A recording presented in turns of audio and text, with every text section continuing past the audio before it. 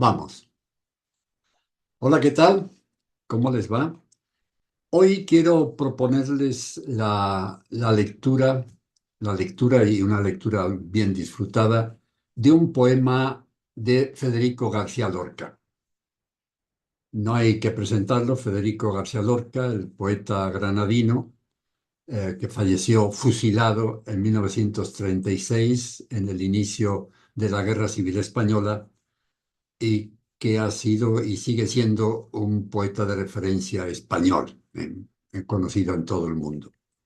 Entre sus obras está este romance gitano, que son 18 romances que publicó en 1928, cuando tenía 30 años, y que se refiere al mundo gitano, el mundo gitano tan presente en Andalucía.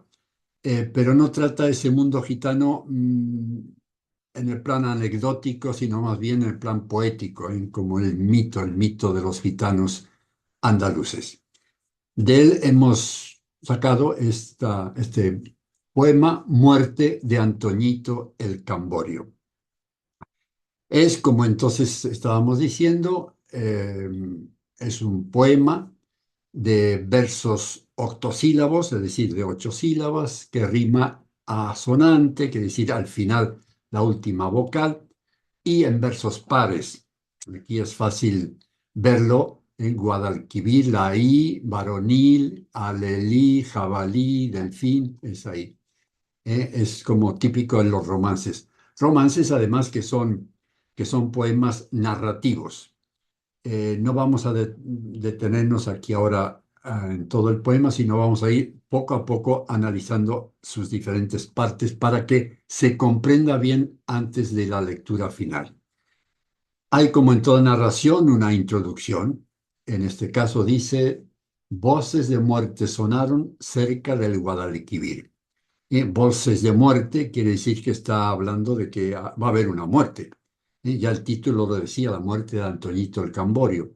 Y estas muertes sonaron, como suena la campana, o sea, bien fuerte, cerca del Guadalquivir. Guadalquivir, el mítico río andaluz, cuyo nombre le dieron los árabes, el río grande, el río magnífico, el río extraordinario, que pasa, por supuesto, por Granada y por Sevilla. Y a esas voces de muerte le responden las voces del clavel varonil.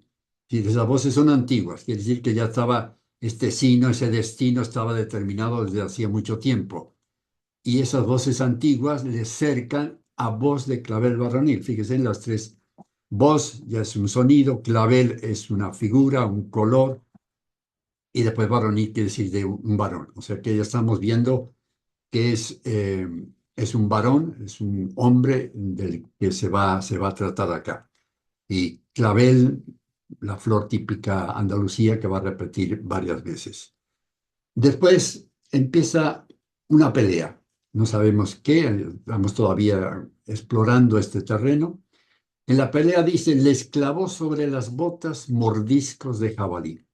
Les clavó, como se clava con un martillo un clavo, o sea, algo duro. Sobre las botas, ya nos está diciendo que no era una bota, suele usar el campesino, no es presentable una bota, más de trabajo, de campo. Mordiscos de jabalí. Esos mordiscos no son mordiscos cualquiera livianos, sino que son de jabalí. El jabalí, animal típico en Andalucía, que ha causado mucho malestar en muchas personas por sus colmillos. Cuando un jabalí ataca a una persona en las piernas y le clavan sus colmillos, es terrible esa situación. Pues así era entonces significando la fuerza que tenían en esa lucha. En la lucha daba saltos jabonados de delfín. Bueno, aquí está ya un poco la hipérbole de daba saltos. O sea que no era una lucha, digamos así, tranquila, sino que era muy dura e incluso daba saltos. Y saltos, también saltos, pero no saltos brutos, sino como un delfín.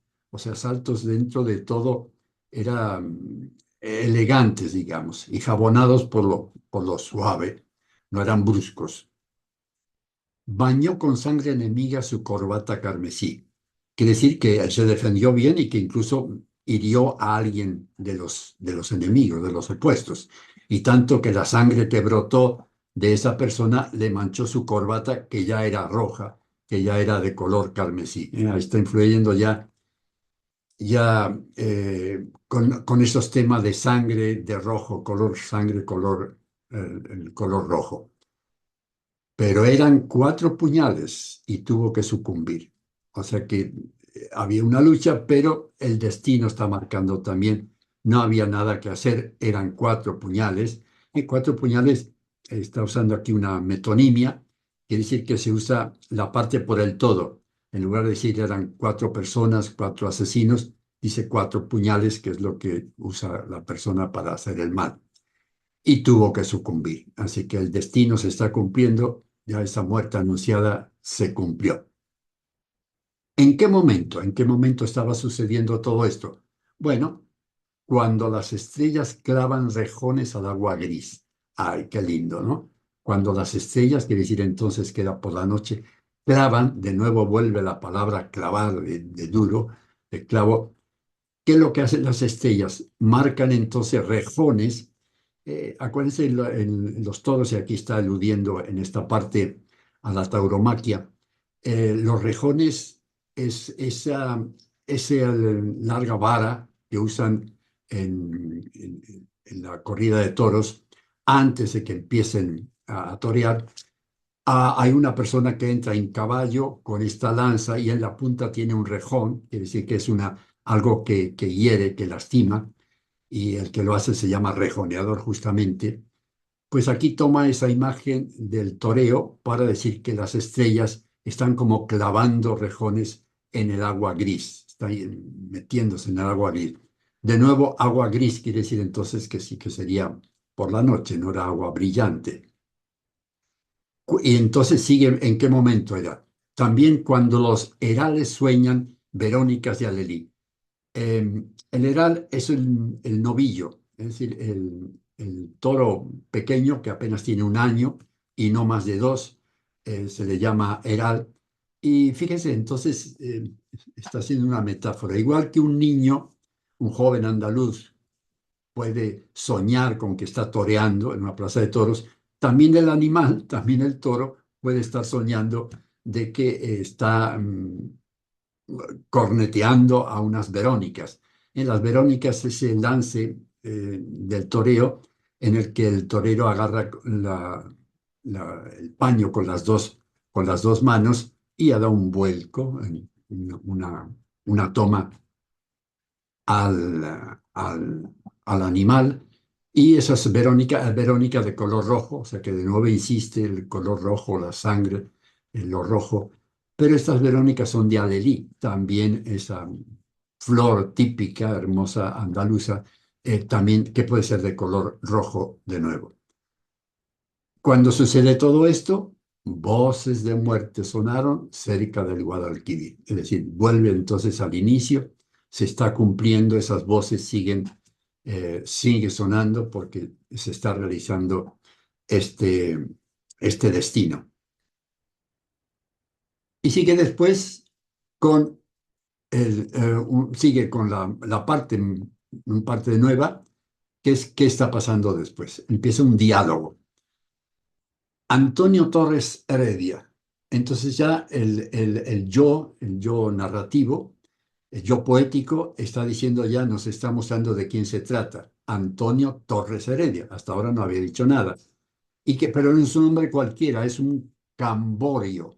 Camborio es entre los gitanos, habían estas tribus especiales, esas dinastías, linajes especiales, y el camborio era una de esas grandes familias tradicionales. Es un camborio además de dura crin, está imitando como el caballo, las crines del caballo son duras, de nuevo la virilidad. Es un moreno de verde luna, color moreno, color verde y la luna que es blanca. Fíjense, está mostrando aquí 3 colores diferentes, hay una sinestesia ahí, alterando, juntando los 3. Y verde de nuevo el color verde en la poética de García Lorca era símbolo también de la muerte. Voz de clavel varonil, como habíamos visto al principio de quién se trata, y a él entonces le pregunta, ¿quién te ha quitado la vida cerca del Guadalquivir? O sea que está cumpliendo todo lo que se había anunciado, esa lucha murió cerca del Guadalquivir, pero ¿quién lo ha hecho? Y entonces responde, está ya muerto, pero responde, mis cuatro primos Heredias. Él era Antonio Torres Heredia y estos son los Heredias, son primos. Pero ellos vienen de Benamejí, era otro pueblo de Córdoba, pueblo también árabe. Y dice de ellos, lo que en otros no envidiaban, ya lo envidiaban en mí. ¿Qué envidiaban? Nada menos que zapatos color Corinto. Acuérdense que hablamos de botas al principio, esos heredias eran campesinos, llevaban botas, en cambio él, el camborio, usa zapatos, y además no zapatos cualquiera, zapatos color corinto, color de griego, es un rojo oscuro, de Grecia, de Corinto, en Grecia. Medallones de marfil, no medallón de plata, oro, no, eran nada menos que medallones de marfil. Y termina diciendo, y este cutis amasado, como la masa que se trabaja, que se da, que dura tiempo para hacerla, y está amasado con aceituna y jazmín. Las cosas típicas andaluzas, la aceituna, oliva andaluza, y después el jazmín, esa flor tan típica que da un aroma intenso, esos jazmines, cuando uno pasa en el verano por las calles de Andalucía por la noche y puede saborear ese olor tan agradable de los jazmines, bien típico de Andalucía. Y entonces le responde el yo poético, ay, Antoñito el Camborio, y ya está esa queja, ay, la pena, ¿no? Digno de una emperatriz, o sea, vuelve a repetir, era un Camborio, o sea, que era de una dignidad tal que se merece, merece una emperatriz como esposa. Acuérdate de la Virgen porque te vas a morir. La Virgen típica de los gitanos también. Acuérdense que hay incluso una Virgen gitana en Sevilla, que hay una procesión en Semana Santa que sale esa Virgen de los gitanos.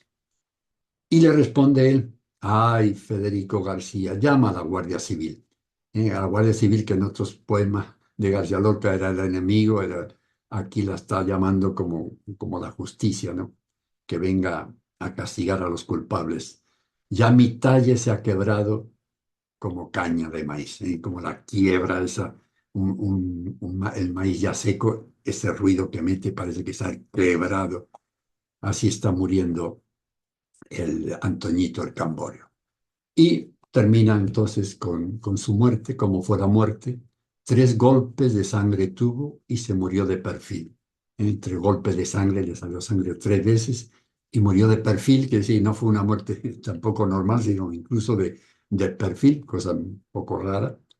Viva moneda que nunca se volverá a repetir. Es una moneda, utiliza todo el mundo la come, la trata, pero esta es viva, no va a morir y además no se repetirá nunca. O sea, ¿qué valor tiene esa moneda? Ya pueden imaginar. Un ángel marchoso pone su cabeza en un cojín. Este marchoso es típico, la palabra típica andaluza, es como ir con garbo, con gallardía. Un ángel que camina con gallardía, pone su cabeza en un cojín.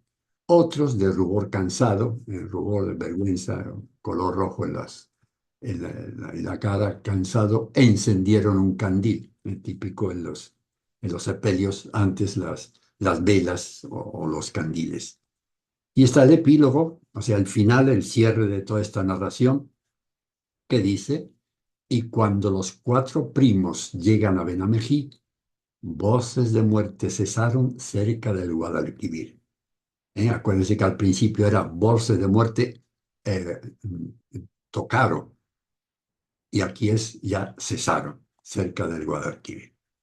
Bien, vamos a ver ahora entonces, vamos a leerlo y les aconsejo, sería bueno que leyeran conmigo también, donde esté, se concentren en voz alta, ahora que conocen ya el significado, les reto, les pido que la disfruten, ya sabiendo ¿De qué se trata? Vamos a leerla entonces todos juntos. Voces de muerte sonaron cerca del Guadalquivir, voces antiguas que cercan voz de clavel varonil. Les clavó sobre las botas mordiscos de jabalí. En la lucha daba saltos jabonados de delfín. Bañó con sangre enemiga su corbata carmesí, pero eran 4 puñales y tuvo que sucumbir. Cuando las estrellas clavan rejones al agua gris, cuando los herales sueñan verónicas de alelí, voces de muerte sonaron cerca del Guadalquivir. Antonio Torres Heredia, Camborio de Duraclín, moreno de verde luna, voz de clavel varonil. ¿Quién te ha quitado la vida cerca del Guadalquivir? Mis 4 primos Heredias, hijos de Benamejí. Lo que en otros no envidiaban, ya lo envidiaban en mí. Zapatos color corinto, medallones de marfil y este cutis amasao con aceituna y jazmín. Ay, Antoñito el Camborio, digno de una emperatriz, acuérdate de la Virgen porque te vas a morir. Ay, Federico García, llama a la Guardia Civil, ya mi talle se ha quebrado como caña de maíz. 3 golpes de sangre tuvo y se murió de perfil. Viva moneda que nunca se volverá a repetir. Un ángel marchoso pone su cabeza en un cojín. Otros, de rubor cansado, encendieron un candil. Y cuando los 4 primos llegan a Benamejí, voces de muerte cesaron cerca del Guadalquivir. Ven qué lindo termina entonces como el río que se va, también las voces se van como ese río, perdiendo como una sinfonía que está terminando dulcemente. Bueno, espero que les haya gustado y si les ha gustado, bueno, y si reaccionan bien, pues podemos continuar con otros poemas porque hay muchísimos en la literatura y en la historia de la literatura española. Muchas gracias por seguirme y será hasta la próxima.